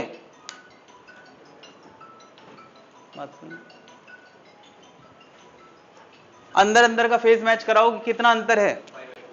पाई बाय 2 का। तो बताया रिजल्टेंट एम्पलीट्यूड का फॉर्मूला क्या होता है? Under root 2a1a2 cos pi by 2, cos pi by 2 कितना हो गया? 0, तो ये कितना आ गया? बात क्लियर है? अरे ऐसे पूछा जाए कोई दिक्कत है? कोई इसको ऐसे पूछे यार, a1 बराबर a sine omega t minus k x है और a2 बराबर a sine omega t minus k x plus pi bye 3 है, बता रिजल्टेंट एम्पलीट्यूड क्या होगा? समझ गया यार? कम से कम पाई बाय 3 के लिए, पाई बाय 2 के लिए, 0 के लिए और 180 के लिए तो हमें रिजल्ट रटे होते हैं, नहीं रटे यार? आर क्या आएगा? 2a cos पाई बाय 3 कितना आएगा? √3। नहीं, ए एम्पलीट्यूड का मामला है तो क्या आएगा? √3 है ना? अब यार इसी में मैं लिख रहा हूं सुपरपोजिशन ऑफ एसएचएम, यहीं पे साथ में मैं बता देता हूं सुपरपोजिशन ऑफ एसएचएम। बता यार इस इक्वेशन, ये इक्वेशन एसएचएम इक्वेशन है या वेव इक्वेशन है? ये इक्वेशन एसएचएम इक्वेशन है या वेव इक्वेशन है? मैं अभी क्वेश्चन पूछ रहा हूं, y बराबर a sine omega T, y बराबर a कॉस ओमेगा टी, ये दो इक्वेशन है, ये कैसी इक्वेशन है? अरे यार ये भी एसएचएम इक्वेशन है और ये भी, और इनमें फेज वाइज कितना अंतर है? अगर मैं सही से लिखना चाहता हूं तो इसको लिख सकता हूं sign omega T plus pi by 2। नहीं, क्या इसमें कितना फेज का अंतर है? मैं कह दूं कि इन दो सुपर एसएचएम के सुपरपोजिशन से क्या निकलेगा, क्या रिजल्टेंट आएगा? अगर कोई पूछे resultant amplitude of 2 SHM given, जो हमने 2 SHM ऊपर दिए हैं, एक ये और एक ये, इनका रिजल्टेंट एम्पलीट्यूड क्या होगा? तो फिर से वही बात है, 2 साइनोसाइडल टर्म है, उनके सम के लिए जो रूल वेव का है वही SHM का है, तो कितना आएगा? √a² + a² + 2aa cos 90, तो ये कितना आ जाएगा? √2a। तो यार ये सुपरपोजिशन ऑफ SHM वहां रह गया था, वो यही है, जो वेव के सुपरपोजिशन के नियम है वही SHM। अच्छा बताओ, वेव के सुपरपोजिशन के दौरान जो SHM की एनर्जी मिलती है, पार्टिकल की एनर्जी मिलती है, वो SHM वाली ही एनर्जी तो मिलती है। तो जब दो वेव मिलती हैं तो एक्चुअली में दो पार्टिकल के अंदर सुपरपोजिशन ऑफ SHM होता है। जब वेव मिलती हैं तो पार्टिकल के अंदर क्या होता है? सुपरपोजिशन ऑफ SHM होता है। हम जब एक साथ बहुत सारे पार्टिकल की बात करते हैं तो सुपरपोजिशन ऑफ वेव कहलाता है, उसमें x भाई शामिल होता है, और अगर x कहीं नजर ना आए तो वो क्या है? Superposition of SHM। And rule same ही है। क्या उसके लिए भी वही डिसीजन ले रहे थे और इसके लिए भी वही डिसीजन? क्या ये क्वेश्चन में kx गायब कर दें तो अब ये इक्वेशन किसकी हो गई? SHM की। और कोई पूछ दे रिजल्टेंट एम्पलीट्यूड क्या होगा, तो √3 आ जाएगा। क्या कुछ नया है क्या? तो जो नियम सुपरपोजिशन ऑफ वेव के हैं वही नियम सुपरपोजिशन ऑफ SHM के हैं। इसलिए मैं यहीं पे सब कुछ बताना चाह रहा था। क्या ये बात समझ में आ गई है? मुझे इसको और एग्जाम्पल के थ्रू क्लियर करना है।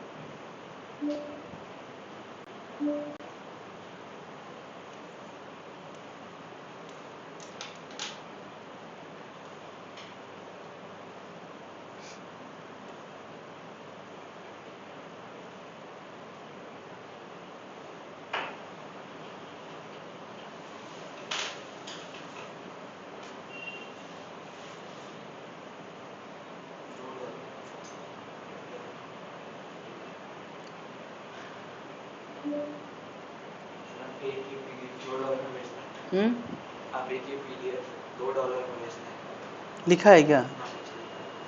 मतलब नंबरिंग भी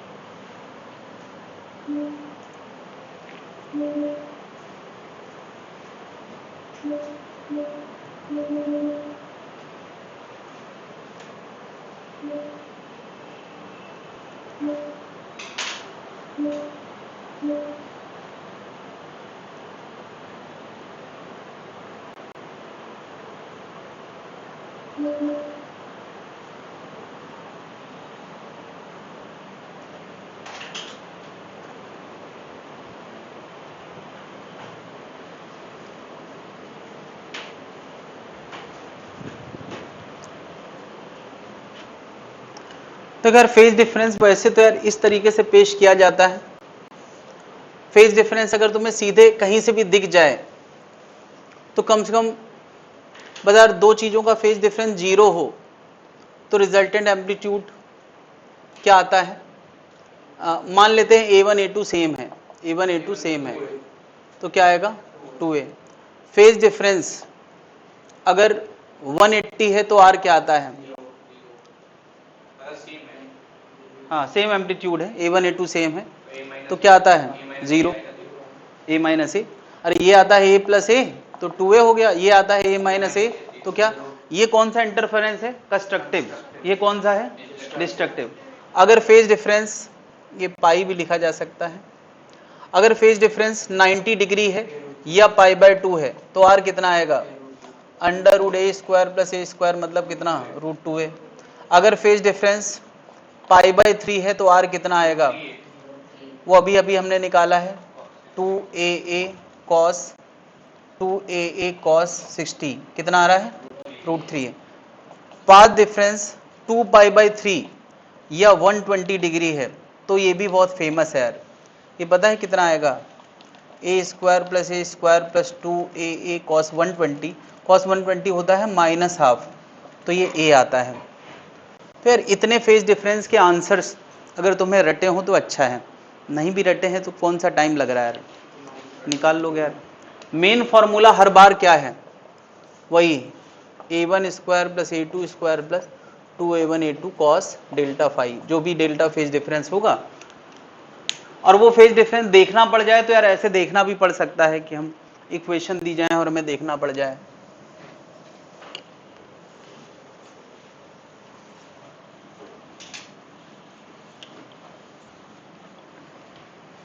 मेन फॉर्मूला याद रहेगा तो ये सारी बातें हम कभी भी कर सकते हैं।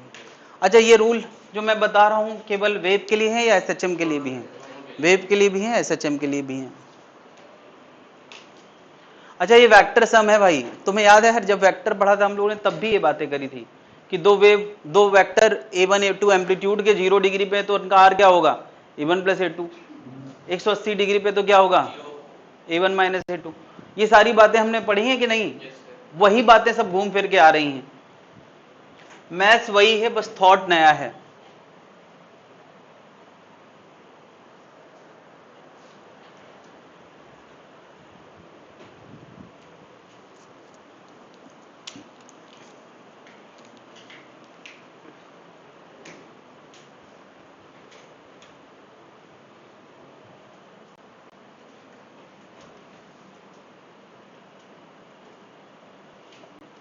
नोट कर लिया भाई,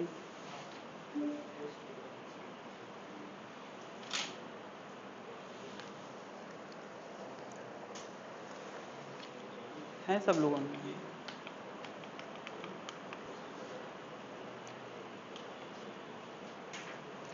तो अभी तक हम लोगों ने इंटरफेरेंस देखा, इंटरफेरेंस की कंडीशन क्या थी कि जब दो वेव एक ही डायरेक्शन में मूव करते करते सुपर इम्पोज होती हैं तो क्या होता है इंटरफेरेंस, नहीं।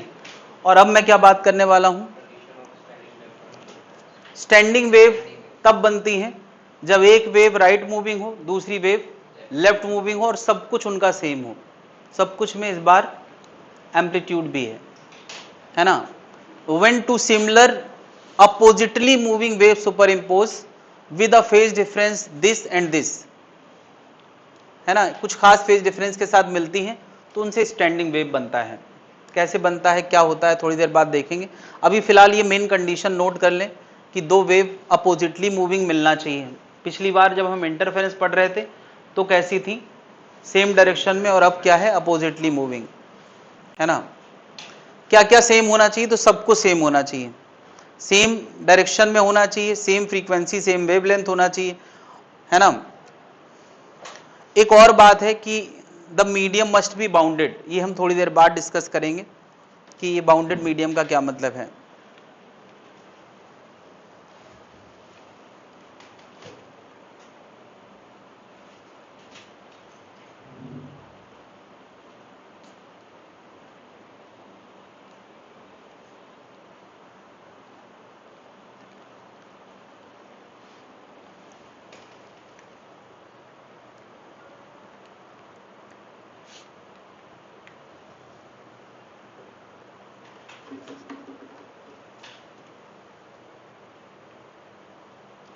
तो 0 और 2 का ही होगा।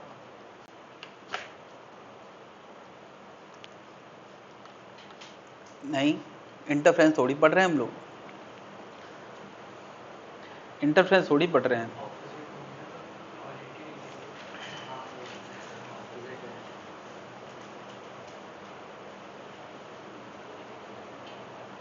उस वजह से नहीं है, अपोजिट मूविंग से तो वो साइन में फर्क पड़ता है। तो मैं याद एक होता था omega t minus k x, तो दूसरी वेव क्या होगी ओमेगा टी प्लस के एक्स, लेकिन डेल्टा में थोड़ी कोई फर्क पड़ता है उससे।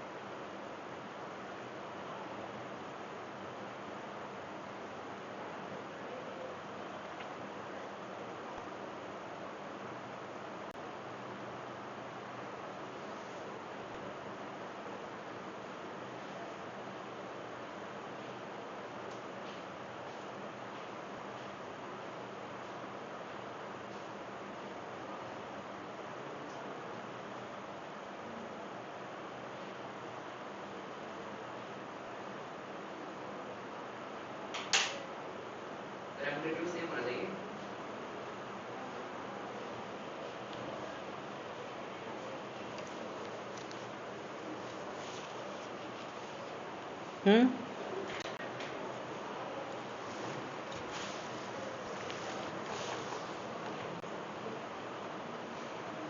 एम्पलीट्यूड सेम होना जरूरी नहीं है, बट हम लोग जितना भी डिस्कशन करने वाले हैं वो सेम एम्पलीट्यूड का ही करने वाले हैं। एम्पलीट्यूड अलग हो सकता है बट वो पार्शियल स्टैंडिंग वेव बनती हैं, तो इसमें कोई कमेंट करना नहीं है। मतलब हम लोग जो पढ़ने वाले हैं वो सेम एम्पलीट्यूड वाला ही पढ़ने वाले हैं।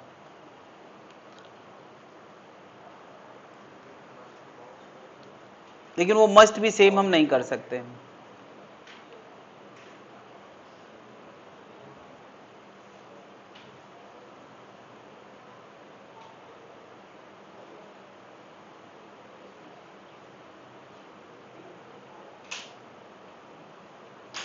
तो यार एक बात हम लोगों ने यहां देखी है कि यार सेम तरह की वेव अपोजिटली मूविंग मिले, तो यार ये प्रोड्यूस करना कि बिल्कुल एक जैसी वेव अपोजिटली मूविंग तैयार करना ये बड़ा मुश्किल काम है।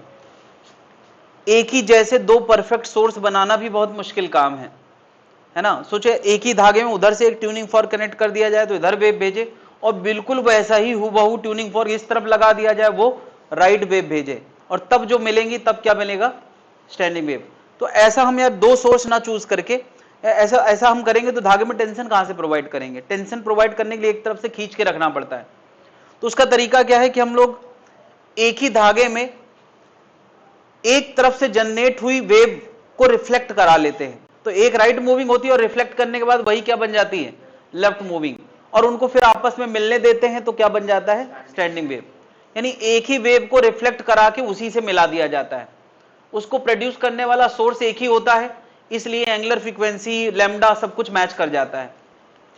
तो वो कैसे करते हैं मैं वो दिखाने की कोशिश कर रहा हूं यहां पे। उसके कुछ नियम है, पहले तो नियम समझ लें। रिफ्लेक्शन के नियम क्या है। सोचा एक धागे में मैं ऐसी कोई पल्स क्रिएट करूं, अभी कंटिन्यूअस वेव नहीं है, एक पल्स क्रिएट करूं और ये एंड फिक्स है, फिक्स एंड है मतलब इसको बांध दिया गया है यहां पे, तो हम देखेंगे कि वेव जब टकरा के लौटेगी तो पलट के लौटेगी, ऐसा देखा जाता है। ये ऑब्जर्वेशन है जो मैं बता रहा हूं।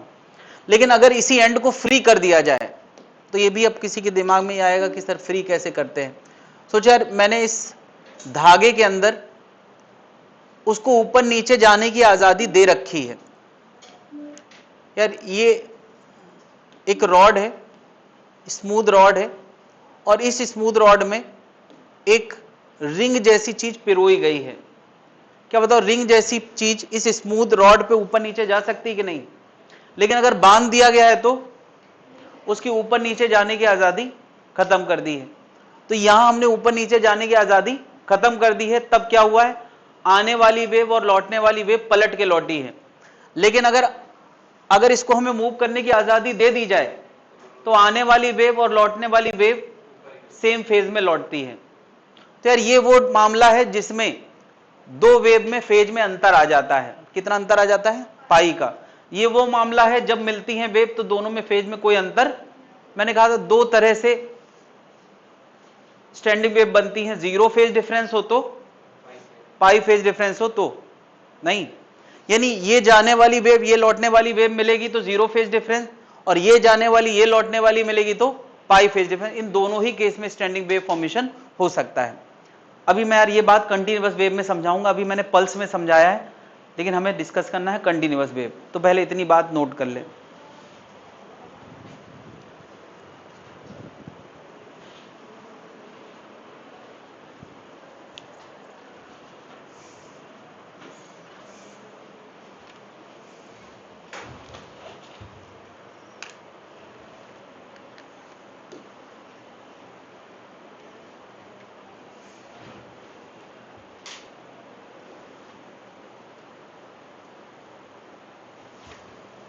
ये पार्शियली वर्ड नहीं लिखना है, ये लिखना है reflection eight free and, reflection eight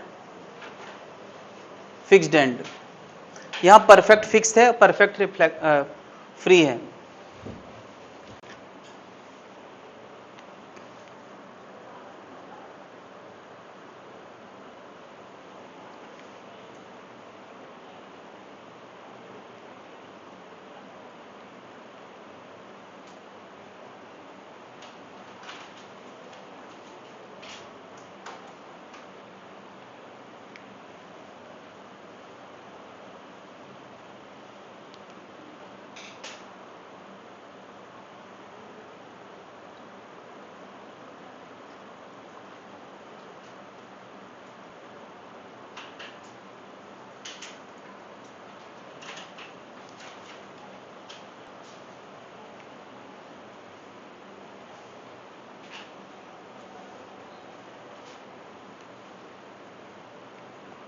phase difference pi का है तो भी और जीरो डिफरेंस है तो भी मिलने पर स्टैंडिंग वेव बनती है। अभी मैंने मिलने के बाद क्या होता है ये नहीं समझाया, मैंने बताया कि रिफ्लेक्शन के बाद क्या होता है ये समझाया है।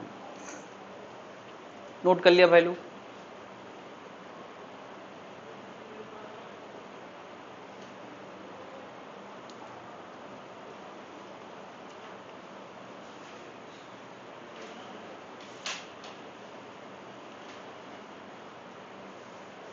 नोट कर लिया है?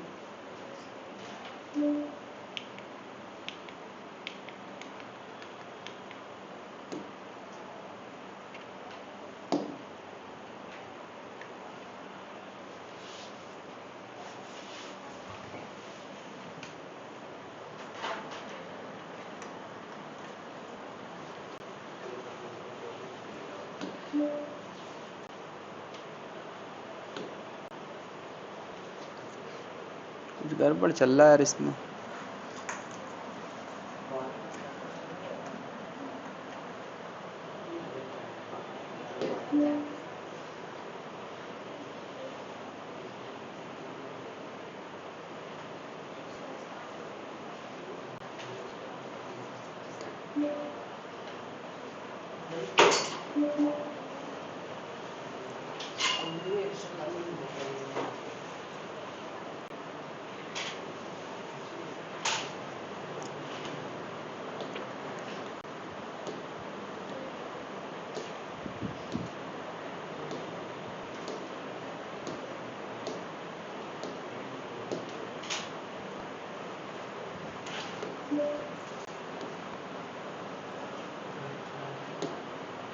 मैंने यार यहां पर एक धागे में एक वेव जनरेट कराई है, एक wave pulse, complete wave pulse, और ये एंड पूरी तरह से फिक्स्ड है, मतलब इस धागे को ऊपर नीचे जाने की आज़ादी नहीं है। तो हमें थोड़ी थोड़ी देर बाद क्या देखने को मिलेगा, मैंने ये दिखाया है, क्या देखने को मिलेगा कि इतनी वेव अंदर जा चुकी है, अंदर जा चुकी मतलब टकरा चुकी है, तो इतनी वेव वापस लौट भी चुकी है। यार जितनी यहां से गायब है ना उतनी वापस आ चुकी है। लेकिन यार वापस आ रही है तो पलट के आ रही है या सीधे सीधे आ रही है? यार देखो, जितनी ये गायब हुई है इधर वाली, उतनी यहां से वापस भी तो आई है, लेकिन कैसे आई है? पलट के, क्योंकि फ्री एंड है नहीं। तो अब यार इसका मतलब इतने रीजन में दो तरह की वेव मौजूद हैं। कौन कौन सी? एक इन गोइंग और एक, तो यार जब दो वेव मौजूद हैं तो दोनों ही नजर नहीं आएंगी, फिर क्या नजर आएगा? यार दोनों ही नजर नहीं आएंगी। इसका और इसकी हाइट का सम करो, और सम करने के बाद जो हाइट बनेगी ये नजर आएगा। क्या दोनों बराबर ऊंचाई बराबर नीचे है क्या? जीरो क्यों नजर आएगा? देखो यार ये इतनी ऊंचाई पे है और ये जीरो ऊंचाई पे है, तो सम भी वही आएगा। देखो यार इसकी ऊंचाई इतनी है और इसकी नीचाई कम है, तो उनका डिफरेंस करोगे तो कुछ हाइट नहीं, समझे यार? यानी ये जो मैं दिखा रहा हूं ये वो डायग्राम है जो नजर आएगा, और ये जो मैं दिखा रहा हूं और ये जो मैं दिखा रहा हूं ये थ्योरेटिकल हो गया। थ्योरेटिकल क्यों हो गया? क्योंकि एक इनगोइंग वेव को रिप्रेजेंट कर रहा है और एक आउटगोइंग वेव को। तो जब दोनों ही मिल गई तो मिलने के बाद जो होगा वो नजर आएगा, या जो अलग अलग होना चाहिए वो नजर आएगा? क्या बात समझ रहा है? चलो थोड़ा और देर बाद क्या होगा यार, थोड़ा देर बाद मुलाकात और गहरी हो जाएगी। मतलब अभी इतना दायरा मुलाकात का है, थोड़ी देर बाद दायरा और बढ़ जाएगा। देखो यार दायरा बढ़ते बढ़ते क्या होगा, माय गॉड ये हैंग होता है सबसे पहले। तो ये अभी दायरा इतना हो गया है, थोड़ी देर बाद दायरा और ज्यादा, थोड़ी देर बाद पूरा मिल जाएगा। क्या ये आधा लूप पूरा पलट के नीचे मिल चुका है? नहीं, आधा लूप ऊपर से आया था और पलट के नीचे वाले से। अब मैं यार एक काम कर दूं कि इसको यहां पकड़ लूं, बाउंड कर दूं। अभी तक मैंने बाउंड नहीं किया, अब मैं इसको क्या करूं, बाउंड कर दूं। तो पता है क्या होगा कि यार एक वेव जो लौट के आई है वो पलट के थोड़ी देर बाद ऊपर जाएगी नहीं, और जो एक वेव पलट के आई है वो यहां से टकरा के ऊपर जाएगी और एक वेव वहां से टकरा के ऊपर जाएगी। हाफ टाइम पीरियड के बाद ये दोनों वेव मिलके फिर ऊंचाई पे बना देंगे। यानी जो चीज हिस्सा नीचे बना है अभी, आधे टाइम पीरियड के बाद वही हिस्सा कहां बन जाएगा, ऊपर। और हर आधे टाइम पीरियड में ये ऊपर नीचे करता हुआ नजर आएगा। तो जब मैं यहां से ट्रैप कर दूंगा तो वो आधे एक लूप की स्टैंडिंग वेव बन जाएगी। क्या बन जाएगा? एक लूप की स्टैंडिंग वेव। खैर ये केवल विजुअलाइजेशन के लिए है, ताकि कुछ तो दिमाग में रहे, वरना ये सब चीजें पिक्चर मन में बन ही नहीं पाता, बहुत ज्यादा थ्योरेटिकल हो जाता है। मैं अब ये दो वेव में दिखा रहा हूं। देखो जरा, एक वेव आगे जा रही है तो टकरा के लौटेगी, और एक वेव तो आगे जा ही रही है। यार ये हिस्सा टकरा के नीचे आने वाला है और ये हिस्सा तो सीधे नीचे जाने वाला है, दोनों मिलेंगे तो ये नजर आएगा। अब यहां से एक लौटेगा और एक टकरा के ऊपर आएगा, उसके साथ इसकी मुलाकात होगी नहीं। यार एक इधर आने वाला उसकी इसके साथ मुलाकात होगी, और एक इधर आने वाला उसकी इससे मुलाकात होगी। ये बन गया यार। अगर मैं यहां पे इसको ट्रैप कर दूं तो ये ऑसिलेशन इन दो पॉइंट के बीच में ये ऑसिलेशन चलता रहेगा। तो हम कहेंगे अब स्टैंडिंग वेव फॉर्मेशन हो गया है। तो यार इसको मैं क्वालिटेटिवली ही समझाना चाहता हूं, क्योंकि इसको ज्यादा मैथमेटिकली समझाऊंगा तो दिमाग से सब उतर जाएगा। क्या इतनी बात जनता समझ पा रही है कि अगर दो oppositely moving wave, oppositely moving कैसे, एक राइट जा रही थी और एक टकरा के लेफ्ट आ रही थी, जीरो या पाई के फेज में मिले, तो अभी फिलहाल मैंने पाई के फेज वाला डिफरेंस बताया है और उनको मैंने बाउंड कर दिया है। तो क्या बन गया? Standing wave. अच्छा, बाउंड करने में बड़ा परफेक्ट ध्यान देना है, कहां बाउंड करना है, तभी परफेक्ट स्टैंडिंग वेव बनेगी। तो मैंने यार अभी रिफ्लेक्शन जो कराया था वो फिक्स एंड से कराया था या फ्री एंड से? फिक्स्ड एंड से कराया था। अब मैं फ्री एंड से कराने वाला हूं। ये देखो यार, ये छल्ले वाला मामला है। तो यार फिर से मैंने यार दो वेव दिखाई हैं, एक इन गोइंग और एक ये रेड से क्या दिखाया, आउट गोइंग। ये हिस्सा आगे मीडियम ही नहीं है तो कहां जाएगा, आगे थोड़ी मीडियम है, तो लौट आया है। लेकिन लौटा है तो सेम फेज पे लौटा है या पलट के लौटा है? सेम फेज पे पलट। इनका दायरा, टक्कर का दायरा और मिलाते हैं। देखो यार, ये एक परफेक्ट दायरा बना है। अगर मैं यहां वेव को ट्रैप कर दूं ना, तो ये ऑसिलेशन ऊपर नीचे होने लगेगा। तो पता है ये कितनी वेव, आधी वेव का, आधे लूप का, बल्कि आधी वेव भी नहीं कहना चाहिए, आधे लूप का स्टैंडिंग वेव बन जाएगा, है ना। पिछली बार मैं जो स्टैंडिंग वेव बनाया था उसमें 2 वेव मिलके बनी थी, तो वो λ/2 के 2 लूप बना रहा था। यार पिछली बार जो मैंने अभी ग्रीन वाला ये पैटर्न दिखाया था, ये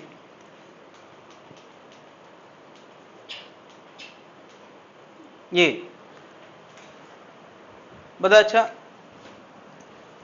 इस स्टैंडिंग वेव में कितनी वेवलेंथ का स्टैंडिंग वेव है ये? यार एक लूप इधर बना है जो ऊपर नीचे ऑसिलेट करेगा, एक लूप इधर बना है, तो ये लैम्डा लेंथ के 2 लूप हैं। तो एक लूप कितनी लेंथ का होगा? ये λ/2 लेंथ का स्टैंडिंग वेव है। λ/2 एक लूप की लेंथ है, λ/2 2 लूप का ये स्टैंडिंग वेव है। कितने लूप का है? 2 लूप का। और एक लूप की लंबाई कितनी है? λ/2। यानी यहां अगर हम ट्रैप कर लें तो 2 लूप का स्टैंडिंग वेव बन जाएगा, है ना। इसके बाद मैंने अभी अभी जो ये डायग्राम दिखाया है, ठीक है, इसमें अगर मैं यहां ट्रैप कर लूं तो ये कितनी लंबाई का? λ/2 का आधा, ये आधे लूप का स्टैंडिंग वेव है अगर मैं यहां ट्रैप कर लेता हूं। क्या जनता समझ पा रही है? तो ले देख यार, मैंने 2 तरह की, अच्छा ये जो फेज डिफरेंस मिला है, ये दो वेव मिली हैं, इनमें कितना फेज डिफरेंस है? इसमें 0 फेज डिफरेंस है। क्यों? क्योंकि वेव पलट के नहीं आई हैं, ऊपर ही ऊपर आई हैं। तो अभी पूरी बात जो पहले पेज पे लिखी थी मेरे ख्याल से वो समझ में आ जाना चाहिए।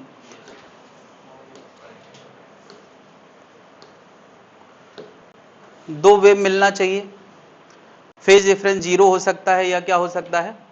पाई हो सकता है ना। वो स्टैंडिंग वेव बनाती हैं। अब वो स्टैंडिंग वेव कितने लूप की बनाएंगी वो एक मुद्दा है। वो डिपेंड्स ऑन लंबाई, कितनी लंबाई में हमने वेव को ट्रैप किया है उस आधार पे लूप बनेंगे, ठीक है।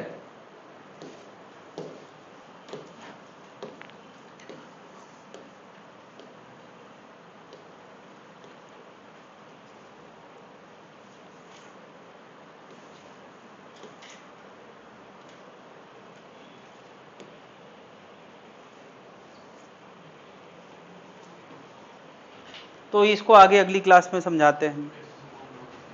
होमवर्क बता दें। अच्छा तुम यही बताने वाले थे कि अब रहने दो। 16 तक के सारे क्वेश्चंस करके आना है।